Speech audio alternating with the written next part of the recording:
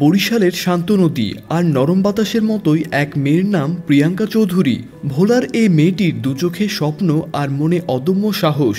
সেই স্বপ্ন আর সাহস নিয়ে তিনি পাড়ি জমিয়েছিলেন নেপালে। সেখানে নিজের স্বপ্নকে বাস্তবে রাঙিয়ে তুলেছেন তিনি। কাঠমান্ডুর এক 5 তারকা হোটেলে আয়োজিত দুই বাংলার গ্ল্যামার প্রতিযোগিতা বর্ষা সুন্দরী সিজন 4-এ অপরূপ খেতাব জয় করেছেন প্রিয়াঙ্কা। এই সম্মান নিয়ে দেশে ফিরে পেয়েছেন প্রশংসা আর অগণিত মানুষের ভালোবাসা। এখন তার লক্ষ্য শোবিজ জগতে নিজের অবস্থান তৈরি করা। হতে চান দেশের সেরা অভিনেত্রীদের একজন। এরই মধ্যে কয়েকটি বিজ্ঞাপনে মডেল হিসেবেও কাজ করেছেন এবং জয় করেছেন দর্শকের মন। পাশাপাশি রাজধানীর গুলশানে অবস্থিত সেলিব্রিটি চয়েস সহ কয়েকটি প্রতিষ্ঠান ফ্যাশন হাউসের সঙ্গে কয়েকটি প্রতিষ্ঠিত ফ্যাশন হাউসেরও মডেল হয়েছেন তিনি। চলুন জেনে নেওয়া যাক আলোচনায় থাকা প্রিয়াঙ্কা চৌধুরীর আদ্যোপান্ত।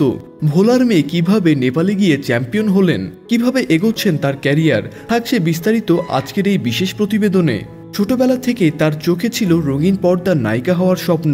সেই স্বপ্নের পথে তিনি নিজের মেধা আর সৌন্দর্যের দীপ্তি ছড়িয়ে দিলেন আন্তর্জাতিক মঞ্চে। গত 19 এপ্রিল নেপালের কাঠমান্ডুর হিয়াং হোটেলে অনুষ্ঠিত হয়েছে দুই বাংলার গ্ল্যামার প্রতিযোগিতা বর্ষা সুন্দরী সিজন 4, যেখানে অপরূপ বিভাগের চ্যাম্পিয়ন হন ভোলার প্রিয়াঙ্কা। প্রিয়াঙ্কার কনফিডেন্স, সৌন্দর্য আর মঞ্চে নিজেকে তুলে ধরার স্টাইল মুগ্ধ করে বিচারক ও দর্শকদের। সোশ্যাল মিডিয়ায় তার সাফল্য ঘিরে উঠেছে প্রশংসার ঢেউ। দেশে ফিরে প্রিয়াঙ্কাকে ঘিরে তাই তৈরি হয়েছে গর্বের আবহ। কাছের মানুষ থেকে শুরু করে দূরের অনুরাগী সবাই তাকে ভালোবাসা আর অনুপ্রেরণায় ভাসিয়ে দিচ্ছেন। আর প্রিয়াঙ্কা সেই ভালোবাসাকে শক্তি করে এগিয়ে চলেছেন নতুন স্বপ্নের দিকে। জানা গেছে এরই মধ্যে তিনি রাসেল সিকেন্দার এবং অঙ্কুরের পরিচালনায় কয়েকটি বিজ্ঞাপন চিত্রে কাজ করে দর্শকদের মনোযোগ আকর্ষণ করেছেন।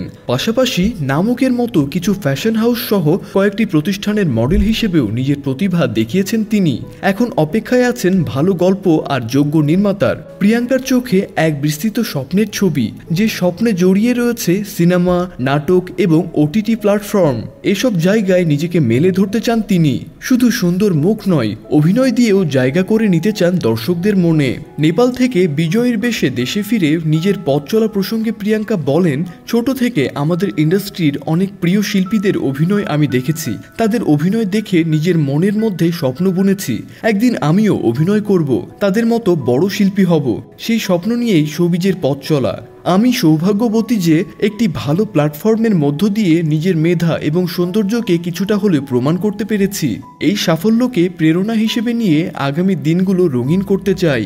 যদিও শোবিজের ব্যস্ততার পাশাপাশি প্রিয়াঙ্কা পড়াশোনাকেও সমান গুরুত্ব দেওয়ার কথা জানান। তো বন্ধুরা, প্রিয়াঙ্কাকে আপনার কেমন লাগে তা অবশ্যই আমাদের কমেন্ট করে জানিয়ে দিন।